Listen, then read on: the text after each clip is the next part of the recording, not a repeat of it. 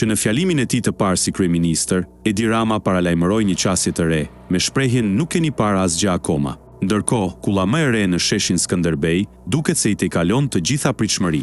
Me daljen e saj nga skelat, ndërtesa ka zbuluar një formë që ngjason me kokën e Ramës, duke shkaktuar polemika dhe habi.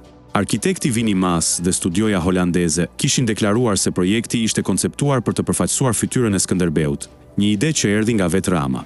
Megjithatë, ndërtesa, me formën e saj të rrumbullakët dhe ballkonet që krijojnë një imazh të njohur, nuk përngjan me heronjt historik, por më shumë me kryeministrin.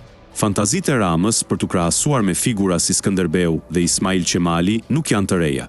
Ai është shpesh objekt krahasimesh nga bashkëpunëtorët e tij politik, siç tregoi rasti kur Elisa Spiropali e përmendi si vetmi që mund ta realizonte vizionin e Skënderbeut për Shqipërinë. Kjo nuk mbeti një rastësi, pasi edhe vetë Rama e ka luajtur këtë kartë në diskursin e tij politik. Një tjetër episod që ndezi polemika ishte për urimi i shtatores së Skënderbeut në Itali, e cila kishte një ngjashmëri të habitshme me fytyrën e tij. Një tjetër shembull ishte takimi i tij me këngëtaren Ana Oksa në Muzeun e Krujës, ku deklaratat e tij ngjanin si një përzierje mes realitetit dhe iluzioneve historike.